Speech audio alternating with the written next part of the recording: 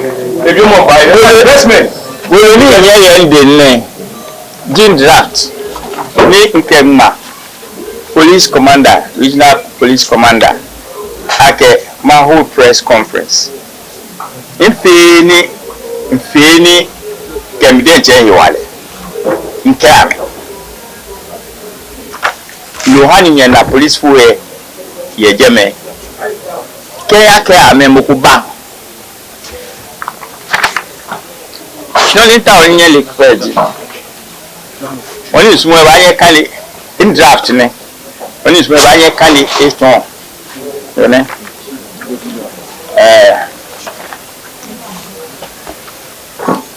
Afomi ye manemi. Tema Mantse Jimmy. Ni Tema Mantse Jimmy.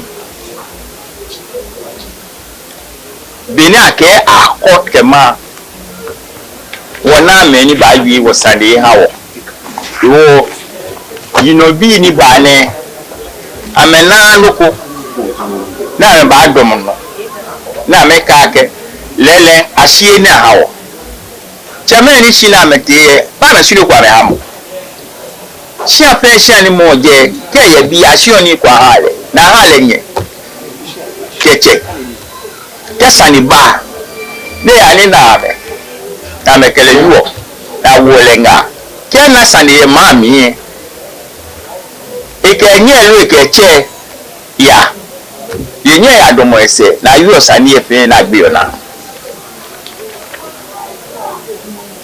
kapache je ni nteshi keke ni nka aka wo nteshi mita ma yi manche keke mba sha aka me choku sunme sha na ni kashi ya diam B7 jama wo mitumi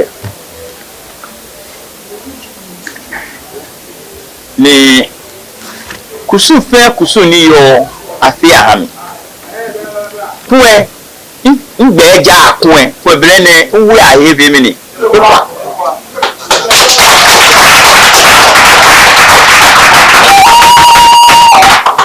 sino pe ni be je fe hami kusu nani wo ye ni ye wale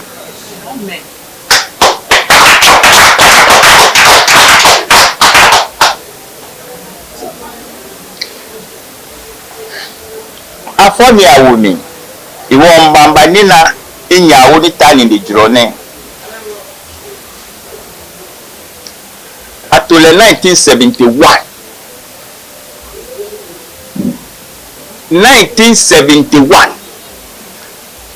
52 years yeketashi atomi 1979 40 years plus shinketa si Mantse yelie je boku kekele ba tishni ka ke bi Mantse wodi ye the Chieftaincy Act 1971 mpia on yawo the Chieftaincy bill no na ba tani ene ba parliament any ke for special parliament bill ene ene ni abaji ene ye na ba hale act ene efe shiana ajo na yo Mantse ye lo mo ko ngi san o sande ye e ni bi ko meni ateton eton boni ke buku aba hebu ye na kan tuwe mi ju ete ni o ba wo fe ye bi ene mapa mo ko fa ye bi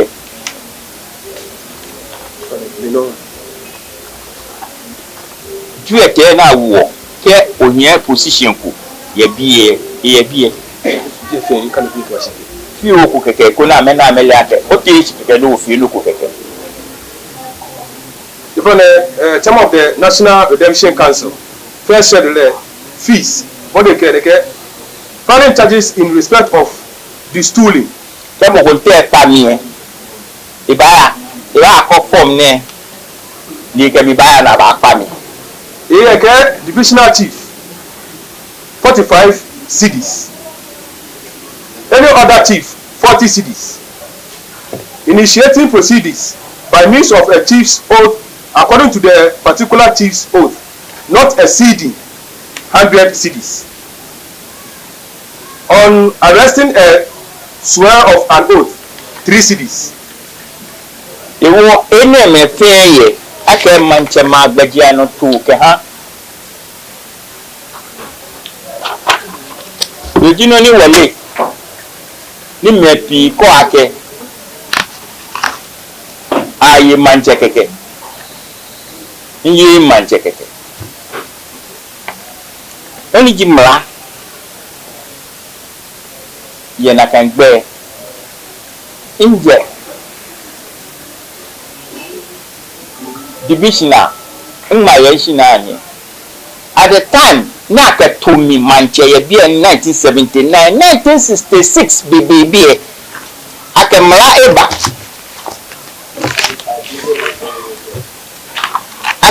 eba ake amache gbe na ala ta tema gbe mi lo first schedule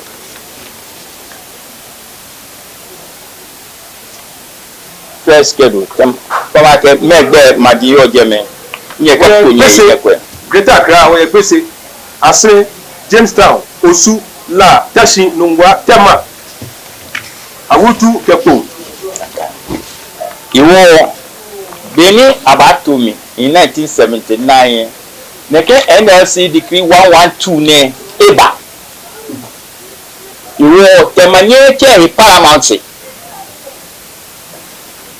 iwo mene onu ye bi ene awo pono awo temano awo nunwano awo teshino awo lano awo suno awo Jamestown no ehwe menyo gbese ka selen akuti achemeji ameyeka je majinjia ene kete manyidibu nulie bolo beku nulo ni dijon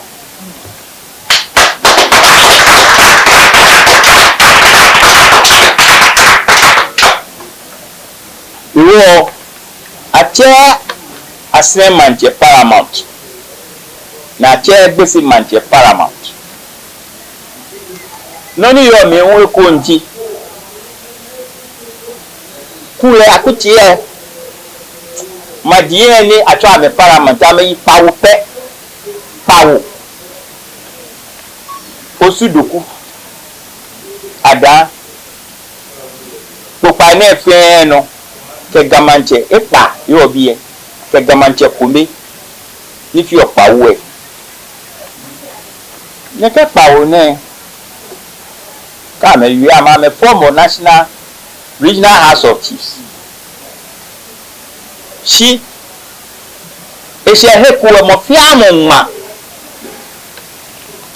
basic traditional council asne traditional council otubo traditional council biele ke no piano traditional council mi kojo Adjetey Kraku Nii national Nii regional akaje mo fe moji mone e ba che hi paramount nye wulu ye bie shi kawale boni temadie pe kem ko wie o ba hale tunisa ndien temahe ni mbomoden ake ma watema ye be fe gbelu nisa kunu wako ma papa ni wobu nke ho shpon e wo mo fe oni ke mi enyi ahun e no ni ko ji sorry no ni ko ji Leviticus 25:23 inye chipo onye ka ho apakwa chipo je wowo no ni moko je siaku na atole manje wo na to le manche isani e ba ho mani ni ke wule kotoku mi me nye webo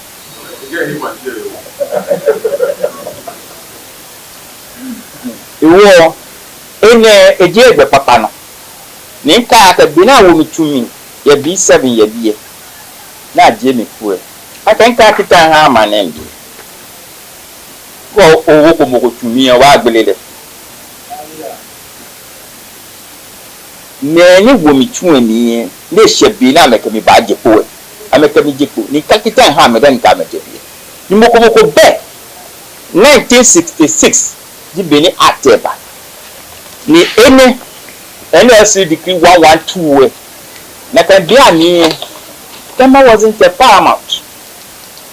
Dear paramount said Tema. The only paramount we had was Mantse. It was less animaka kitama ha. It's a Mantse no pani. It was a kakita. You had Mantse. Yaga. Maya nani mena fio e mane ni lonon gidi kaya na tabia mi kapache anagonyo koji commander ya biye CID leta tuba si ami ke mbe hegbe ni nji opo si ani mashi ye jeme ko kele jiwani e ko ba jiwani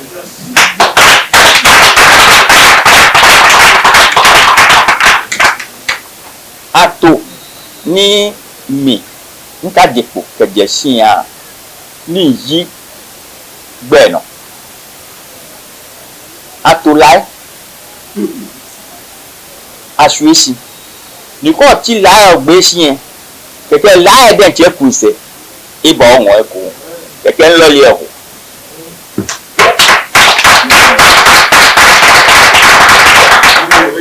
mo na ke hale na ke o Hemongo kon na le wọ́n ti gbé mo ta mo le bele so bi e ewo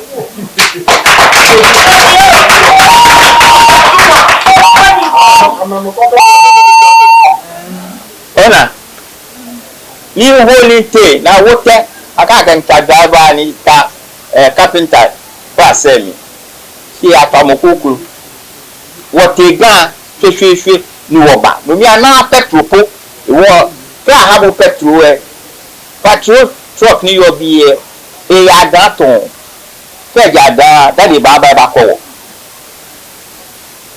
sha udu sakrata ke woti ni ke wo ba amba si ene ke tonye ake nje he ku keke na wo mi keke na te aba ko manche ene ke mi ba she ko ni ke manche boku e abi mi ni atumu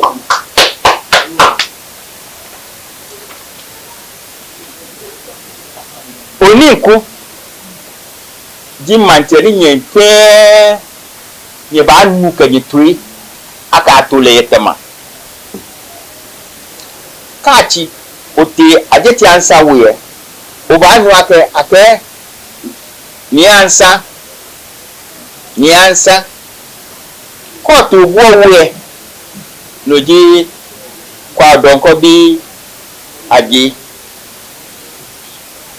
ni ke oba koko che we ni tete shiane ni wo yo mi ni tete kraku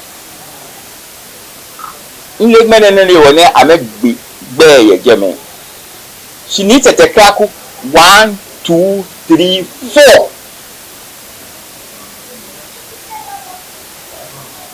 mini wole ko mi pe ba yen si aigbe na ke le je Tema Mantse jile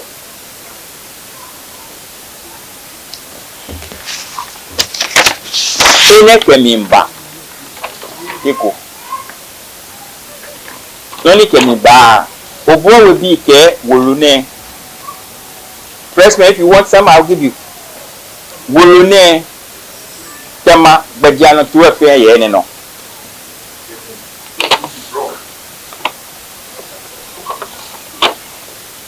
I can bear come futuli. ake wudu shi obrani ni ba ke ona apu wa nu ko tu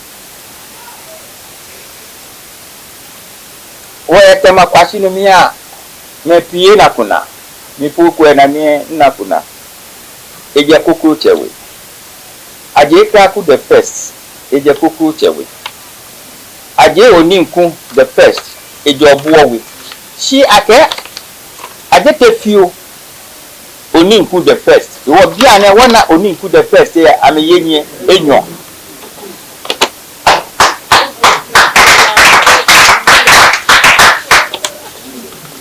woye Mantse Adjetey namu enu Mantse Adjetey he ye Tema Mantse tete kwabla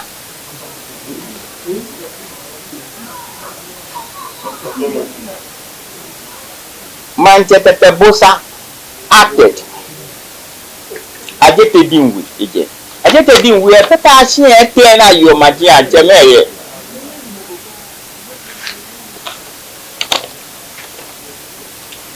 keke tete bosa eje obosuwe je ko ni ayo Mantse ye keke woye tete kofi na Adjetey Kraku Jonas a full name ni jini a full name di Jonas Tete Kraku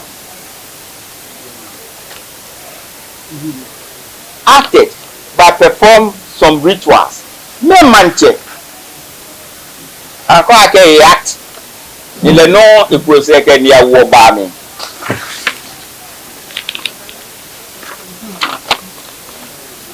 abem fi ake akachi numu neka ake yawo ma hegbe yi ewo moko hegbe yi ewo moko hegbe yi ewo moko hegbe yi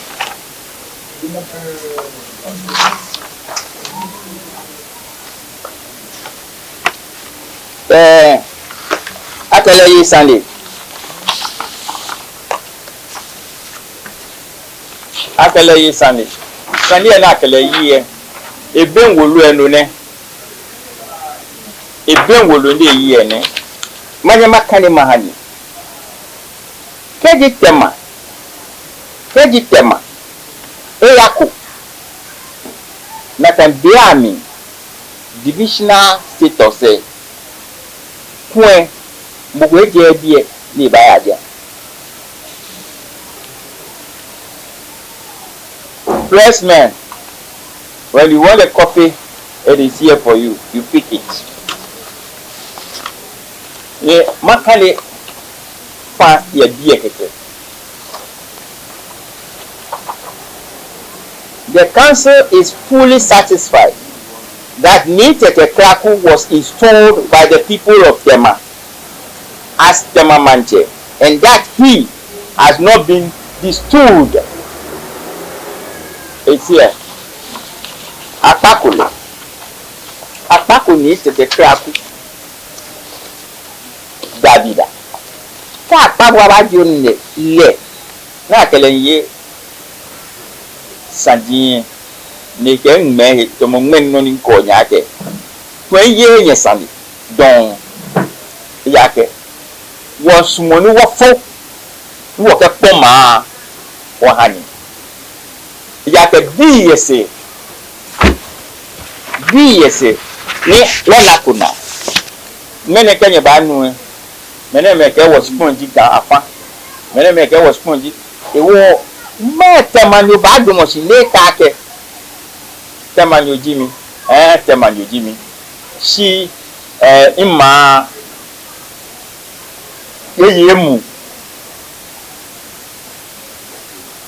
si po wa ho fe ekobe lo hani wo mene wo fe wo na boni yo mene ne si ni biye ke majile ko jile ko hanye mene iba to si in beno ha many can be quick money. Authorities any can be quick money. Pen on hand. Exactly. Jenny raining here. Fair cook it. My idea. Would you a fair cook? Need your here, dear. Hear me. She ain't not baby, I'm sure. Ain't baby, I'm sure. Would you any village nigga will buy and will sell me? Baby, I'm sure. Yake anupali koni.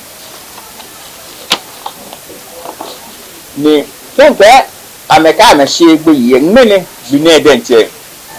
Mbake nke eneme po ba chunu. Mbake mofia moka na mi nemi no fio. Nemi no fio. Mi do ba fio atema me. Eye na gba. Iwo mbake okay. Chokome feko. Chokome feko. Iwo noji. Nke mambi ape. Kuna me kemi ni bi ni ametawo. Ka me kemi ni bi na ametawo. Jani nke ma fe ba pe be iya nye ame ni bi efe se. Ma kenye sande gbonyolo sande papa. Nu mene pe ewo tanka moko ye be ku e me ni yo je medani mpa kwen yang mambi ni trasie angon. Sini yisi no nti amengon. Ye bulena ya kembuwa mbu mofiano shikado hie oni yo kutuku emi ole age counterfeit ni lo alo real money mini ba ho no le age shikado hie counterfeit ko ga eni da nani mo le ba na age counterfeit hie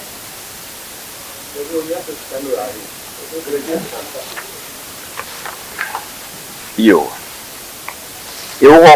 mene sumoni mokukura ine kwemi makani ine ya spirituality nke mokube de mitani nye pressmen ne mokumi aba koni eba kani ne kemi min kandi ya mokuba ka o eba elaka wo elaka mo aha page 1 page 2 page 3 page 4 ngbe pona wo esan mukosi ogbeyi ye mene press conference imba ka nketema me ba dwi imata amina agba ko ni mabo ehiri tumo mahani press conference on 30th July 2020.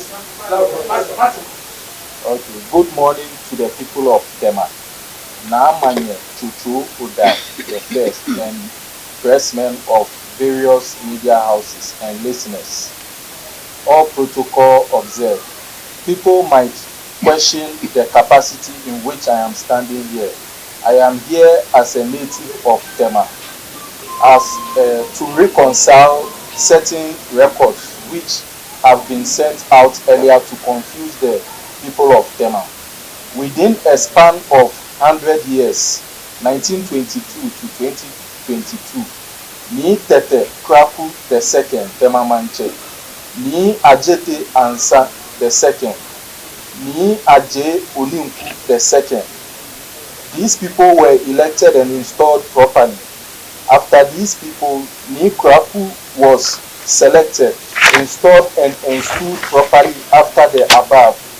However, during the time of Nii Adjetey II, something started to happen in the chieftaincy about the status of the Temas too. Some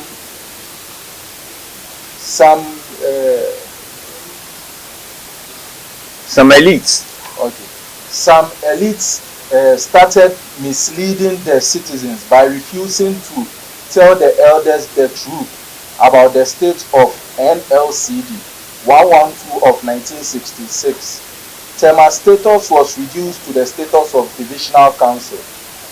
Tema was therefore sent to traditional council, of which my grandfather's case was dealt with. by the council in 1935.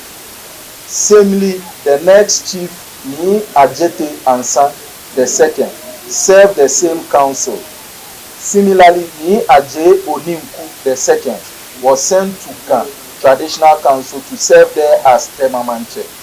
During his term, some malcontents also did not understand the meaning of regent, forcefully tried to say that the chief didn't go to school, therefore someone must represent him at the council. Unfortunately, the accredited chief expressed himself to his brothers at the council. Therefore, an inquiry was set up at the regional to go into the matter to find out why and how. I shall produce the document to the press, media, and individual who questioned that purpose. Let me continue with the events at the council. Nii Adjetey Kraku II was a member of Obuawi. He was not from Koklochewe, yet his uncle,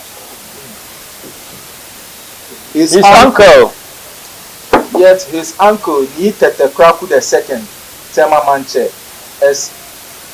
accepted and kept him in his residence, C3, Ashaman, Obuawi. Obuawi was there, but has not prepared to harbor their son, Nii Adjetey Kraku II. He stayed in house number C3, Ashaman, where he produced almost all his children except Abraham Adjetey Kraku, who worked at TDC, Tema Development Corporation, until their demise. Nii Adjetey Kraku II was restored to his position to represent Tema at the council. That person was stripped of his so-called regency status. Afterward, he arrogated to himself traditional council coordinator, a post not in council setup. Obuawi Ashalewe must go to update their records to stop deceiving the people. I have not mentioned their names. Naamanye Chocho I was treated in a manner cruelly for no fault of hers, for not being paid for work done. Certain situations do not arrogate certain powers, which you have been stripped of. Whatever you think you were doing to hurt somebody, you were digging your own grave whilst living. We have been furnished for nothing because we have been punished for nothing. We have been punished for nothing because you have achieved nothing for your wickedness.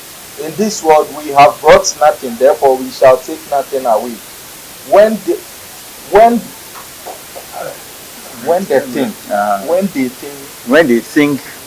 they think they were popular in this town, Tema, they were deceiving themselves because their back was clearly demonstrating their ignorance to the entire world. In chieftaincy, they are bereft of ideas. Yes. They have done worse things to the people of Tema, and particularly the indigenous. Therefore, chose to use people they can manipulate to achieve their diabolic machinations. We have been through devilish plans, yet we are alive. Thank you.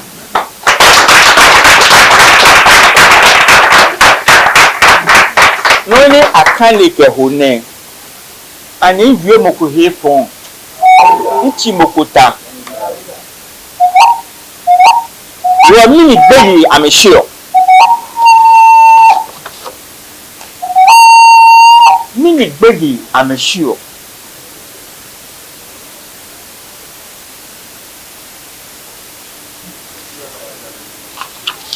Esa ko be kesha be o agile jeni o agile kwa paka pai ameye bie epe no ba pe ameye gen no ba jile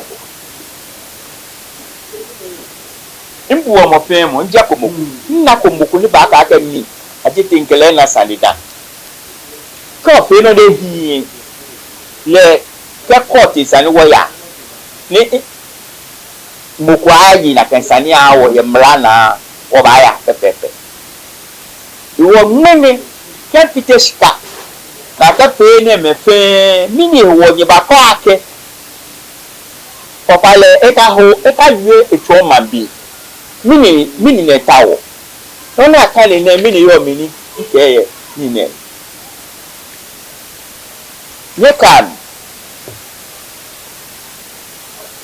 ene ye nye sumo nya twen beta si pina German jen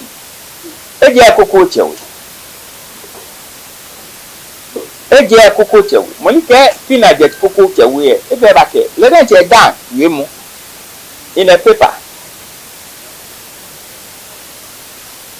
e ka chole e che aje kobra e wa te fe jan aje kobra ba fi Adjetey Kraku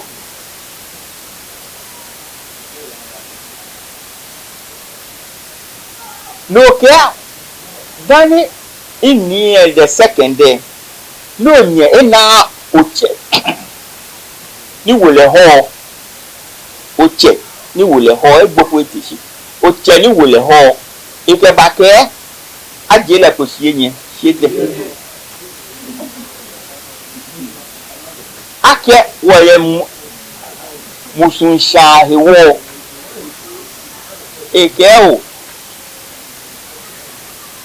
abo aje ku ekeke bo nyi gile mene na ata fiti egbe hiwo ake the second wo ni bode je o fomo bia ni na o kan nge na the second ye je mombo e na wani sisi o ba mali ejo nje ba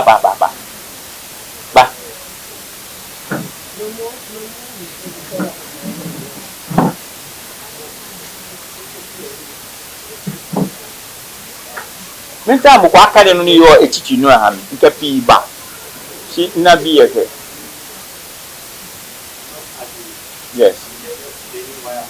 yes obu na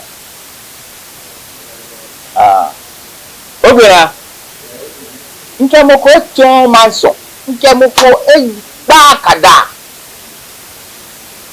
ni explain no ni hiwo ni eni wo segment ni je wo yo imusun sami ejake first policy ji neke sikana pure aha ma ke ha wo spoon na ko the best thing for us to do is to revise it what ake awo no ke ya nwen aha wo jake je chele mo je na mo sika egbeshi wo agwo bona pen wo yin no na ba no ba na ye wo spoon ye wo yin wo ke pe no ku wo ha tema na tuye pe e yo dasi amen che nengbe sika ke sikpo die ni ho yin ba ka wo ni na na ejo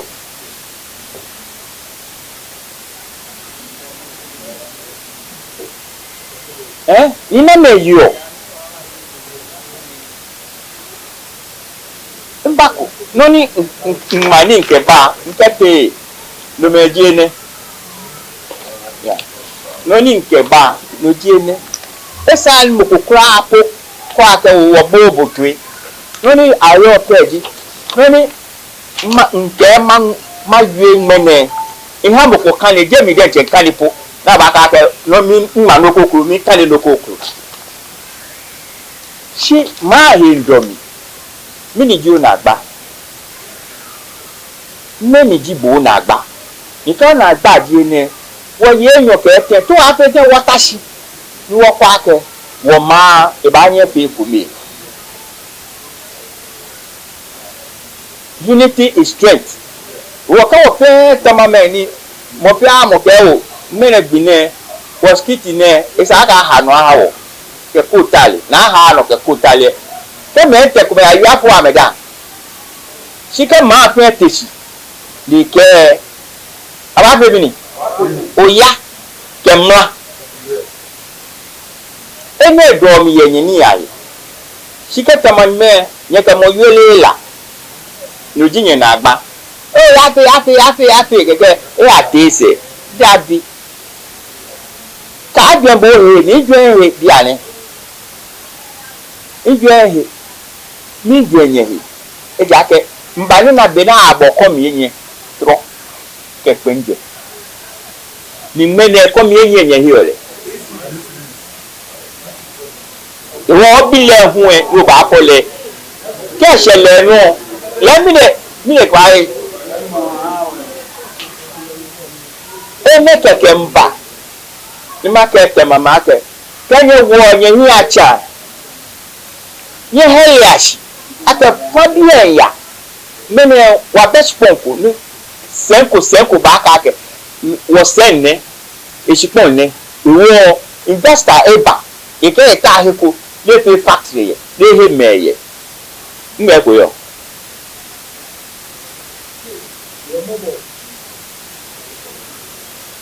ene ajino ni do nínú wa ní cho press conference just to talk to my people and let them empower me for us to move forward. I will inspire some of them to move forward. Why are you afraid of this paper which has been read here?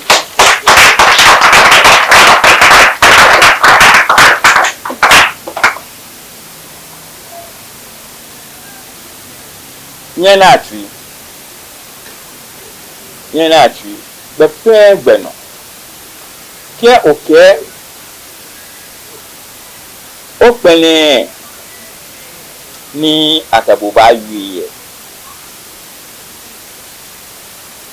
be owo hino people ni san owo hino. I'm a humble person and I believe in law. Beni ameya na ma fungbe mi ameke nuku shi ora fungbe mi hu ama ameke tempis ene ama nalo 33 years mokobeto Chieftaincy role ends after 33 years.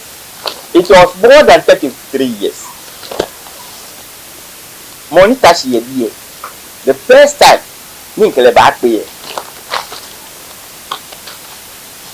the British people brought their armory. I'm a ship. Kebatamabie. Ache wo yifanyo pe. Army commander, police commander, baby commander.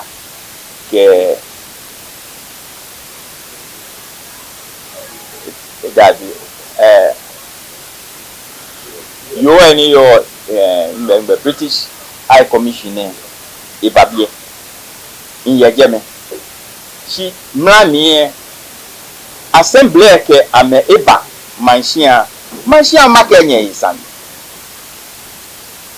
ni intashi Yagame na di owura ne campus abi campus ake. What was your position before you became a mayor? Okay. Paymaster. What is paymaster? In Benkame, what you call your pet? Ni nake, touch your journey, he pay by mommy.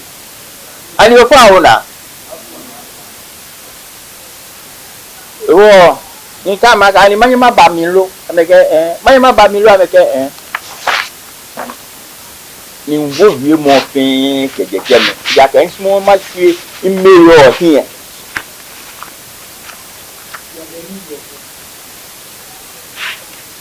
yo na pa Bluff me ake ambasu ni amekemi aba dinner why lunch ni kama ke ameha mi wulu ke ha dinner na ameha mi wulu ke ha dinner ko ma ba dinner sino ha mi wulu ke ha dinner ni baba ko reje and I am a principal man. My principles are always correct. For how you will rock and Kabala in Becker. Yes, Obanoke Becker Lemba Koni Wabayini. Yake Onake Lako de Yaku, a fire hiku.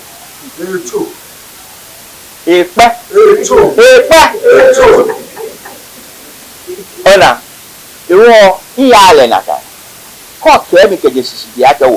We have invited you for lunch, and therefore we want you to come to supper with us. Quite okay. Machine guy, she and Kelly, only about me journey yappe. She can bashia my coming. The wolf, some coming. Your wife will be here. I come. If I look up a she if it I. Take mba makwe joy ko keke ngao.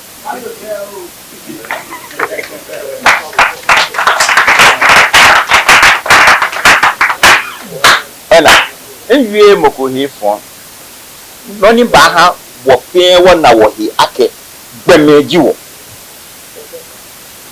ni wo ba na wo hi ake gbemeji wo je heku wo ba she heku eta sinoni bulletin ni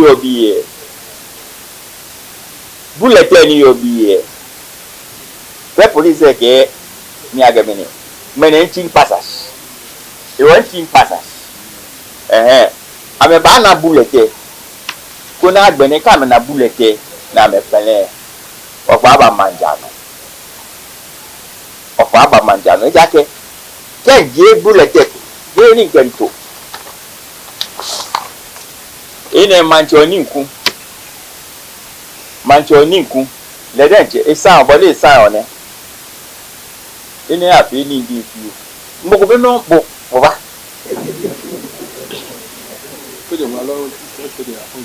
kaje the title of the thing na mo me ha ko maleto ha boku e o ma mo address ye gen ni aka awo mod ewo no mi okay yo ni ami tani mo ami si habo no ni otawo ni fi habo kan mo le pastor hawo Tema traditional stool.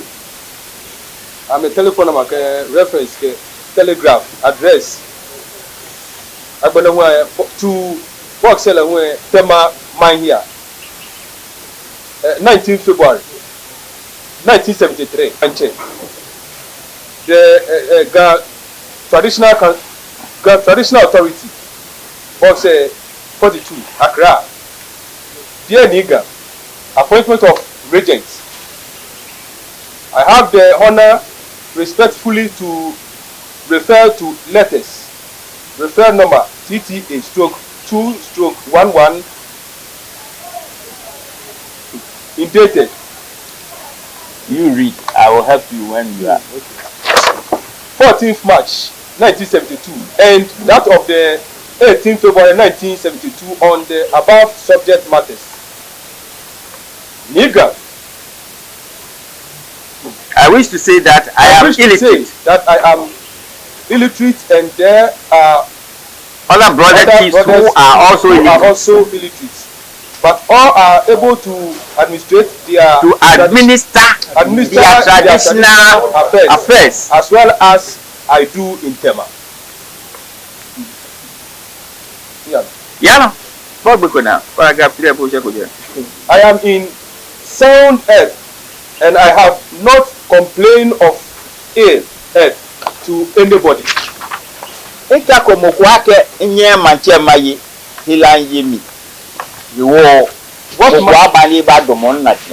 What my elders told me are different altogether from the content of both letters, and therefore I say that my people have tricked me to sign my bestowment letter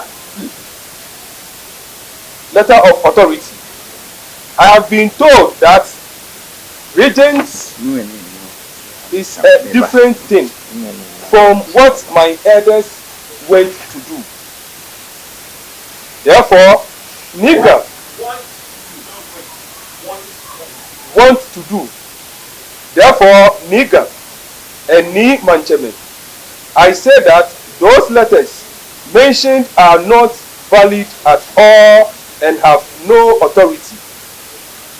My letters, therefore, is to cancel all the letters as I can rule till I die. I mean, yours faithfully, Nii Adjetey Kraku II, Tema Mantse. Copy to basic Mantse, traditional authorities, the regional commissioner, Greater Accra.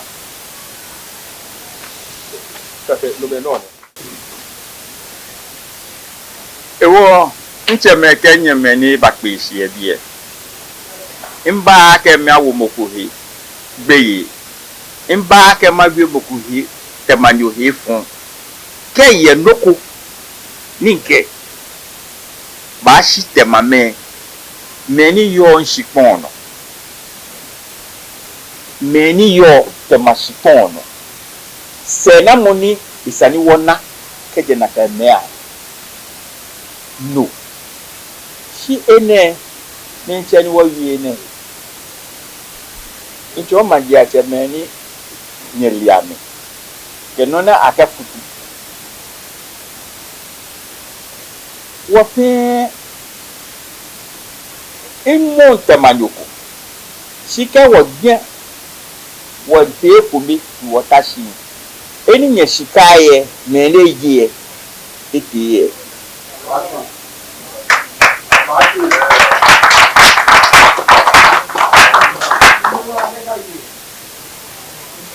Ona, wo in five pamoji, ye penny manya twish. Piane, me ya tree in lemoni pay me for in lemoni ye me a wee. She naturally had it.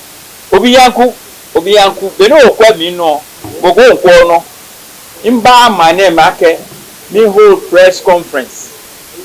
Nimba Jie Taprate Mokukunako, Akeo, Menehi, Dabida. Can't you report Jibu, Yetema? Ninaka Buji Banakue, into Bapinani. But what didn't have a mini-war? Basha Eko, Niminta Loko, near Sanimana Panaku, near Dekaba Hatema.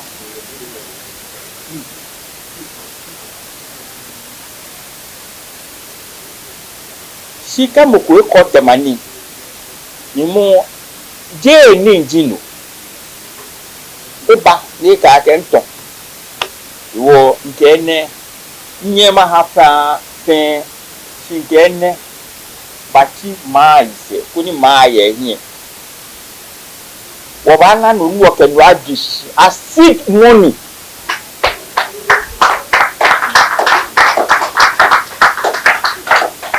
You know, Sunny work here. You are non work at me. And she had any magana at all a manchia. I'm bad you one. She me, Adjetey, me becano. Ni wulu ni nkechonye biane. Ake third judicial battle. Me taba me no. Me battle labor, judicial battle labor.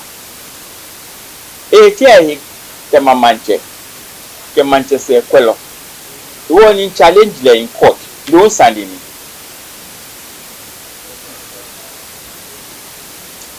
She immersion in harm, Jacke, Benin I can be a near. I'm a traditional council, not me besia. She bombarding in Bay no harm, but not feeling black about it. Obesia, Subo joy in there. Bay no harm. Lumiame or Piani, Sika na me yife amenye ko amecha la kantu no. Amenye ko amecha la kantu no. Ne ngba na. Esa ne gba na. Ye ba ni wo ka ka wo. Come on. What find high powered delegation. Back to bedon. Guy to bedon. She ekumeye. Gapoha. O pot kumife. Ewo bia ni ntanta manyoko hi. Dabi. Ke wodna. Wonye wotashi udugba. No fenu ni hihia. Wo ba gbala. O fitile. Mi ho fitile. Ja kenle. Si ani wo ye nyu ba tashi wo ko we ti asile. Ko ni wo ya ni wa be mi ni. Ba. Ye wa do.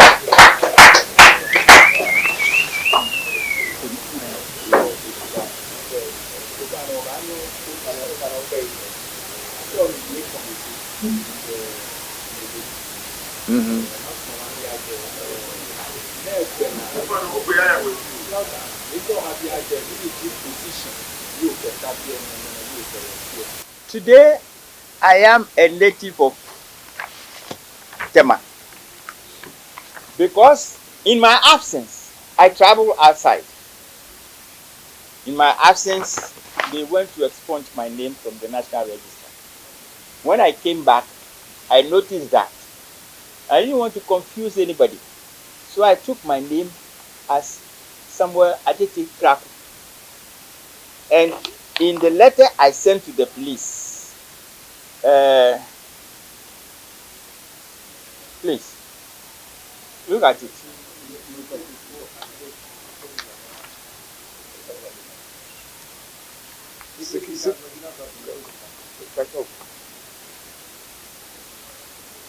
I am here as a native of Tema. I didn't dress in my crop as a chief because they have maneuvered to go and expunge my name from the National Register of Chiefs. And so I am not coming to confuse anybody, to tell lies. But my title, like we read in my grandfather's listing, he was elected by the people and it says he was never disputed. The council is fully satisfied that Nii Adjetey Kraku was installed by the people of Tema Mantse and that he has not been distilled. Not that this is said to be thought of belittlement or cheap criticism. It is the result of a long, strenuous, careful, and impartial judgment. Judgment is therefore given in favor of Nii Adjetey Kraku, upholding his claim as he is the Tema Mantse. The council recommends that if there is any custom remaining to be performed for Nii Adjetey Kraku in connection with his installation, it should be done as quickly as possible. And that both sides should reconcile to work for the common good. I have come back. What ideas I have? Nobody, those I mentioned in my speech, that they were chiefs, none of them. But I was able to give them a befitting palace. They know the land is there. It is there. It is not something I'm going to say and I say it and it's. I have the palace here.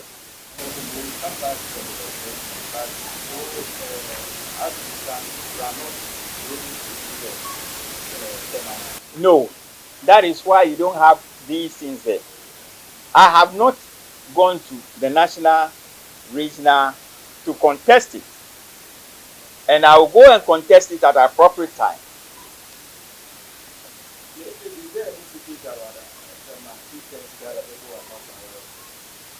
Yes.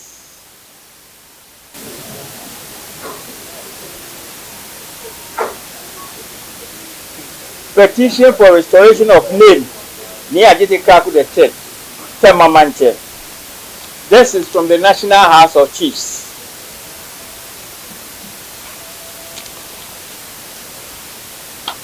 And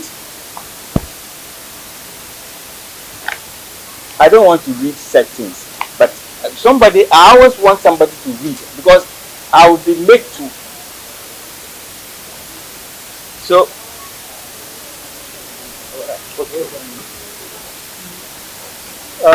National House of Chiefs. Petition for restoration of name. Nii Adjetey Kraku II, Tema Mantse. The third, Tema Mantse.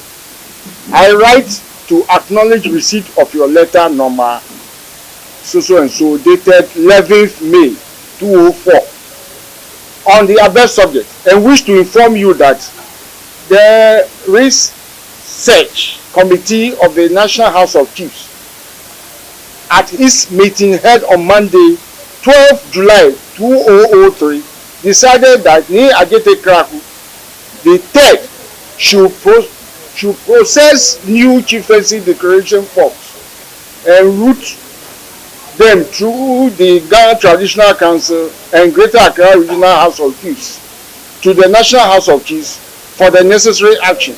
Registrar, sign, Registrar, National House of Chiefs. F.E. Nuama,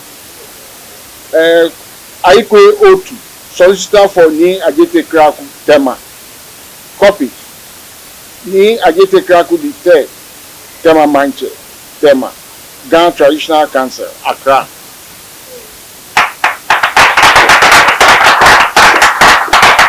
this is the basic truth which the people don't want the people to hear.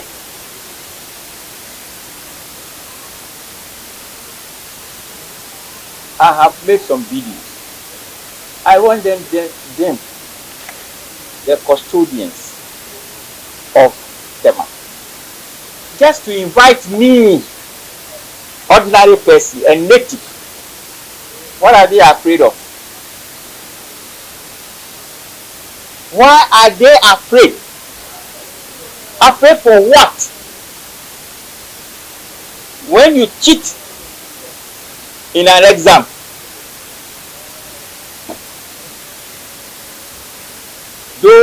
when you petition, I have done this before. I sat in an exam and I passed, and they put somebody's name to my index number.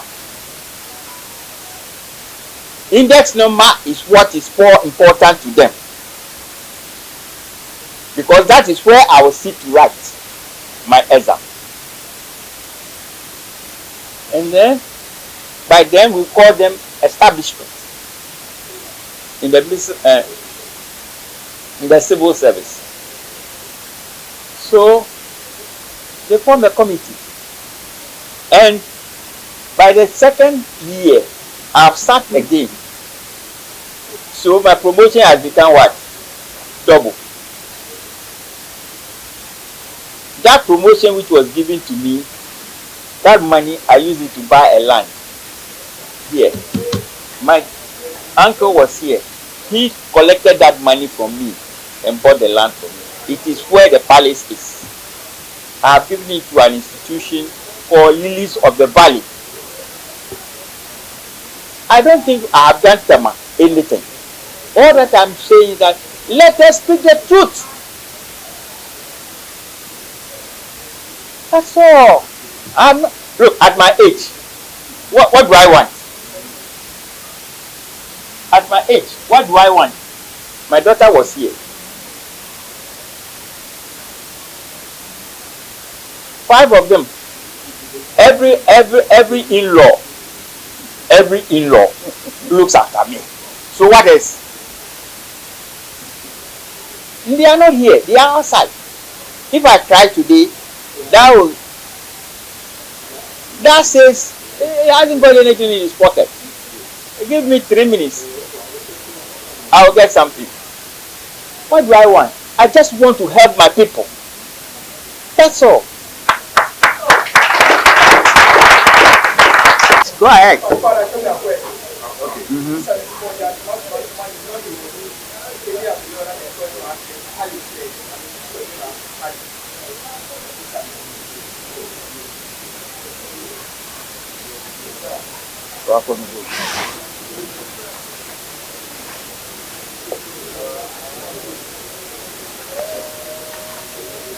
The actual palace for Tema people is here. The actual palace for Tema people is here. But I'll come to answer you, Akwete. Mansia, I told you,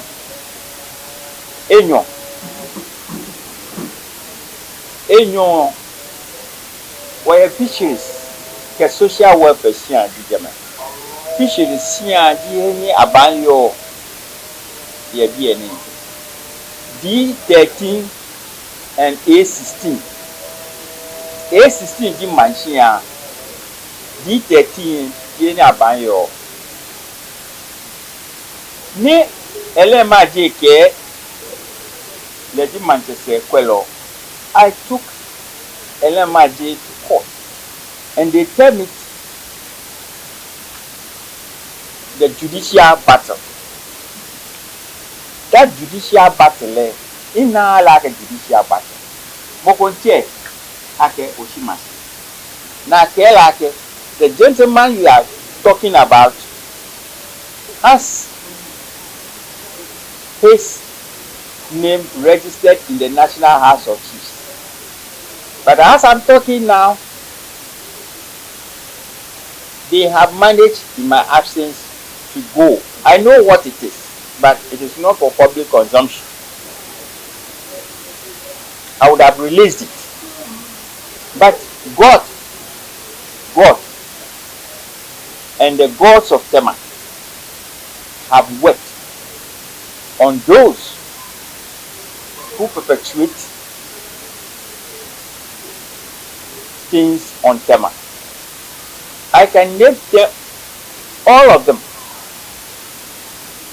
but I'm not bothered. I'm not bothered about those who have gone because they didn't do the right thing. I'm a paying papa. In a papa. 7 years ago, I got what check to every minute. Ke mo pia mo aba ni baba dumi ni heshika na agboye ma name rough she woman wo yo mi ke mene ni nke nta Temanoku ye nta Temanoku nshi abi eden jame mashi maya no jinsan she nyehe sanini domi yake moko nye ne ba ko shipomfen ni ke ko shipomfen ne femini ne mo na mulo ba ko ka wi therefore o Tema me moko aka ho etumi mo fi am artist o ye na bu e na fo ye agbo ejen e na yu o ye agbo ejen no fe na pia ekwe gbele eje wo mi ni wo wa mo na bu mi no bile ababa sofa no fe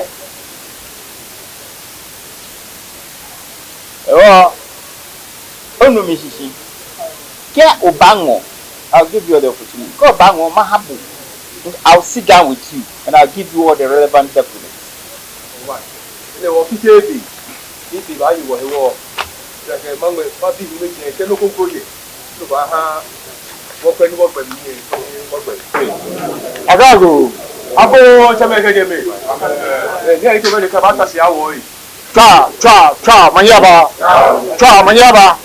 o fe wo gba fe ko mi cha manyaba cheme nye ra don awo me nye ra don agago cha manyaba gama mi le so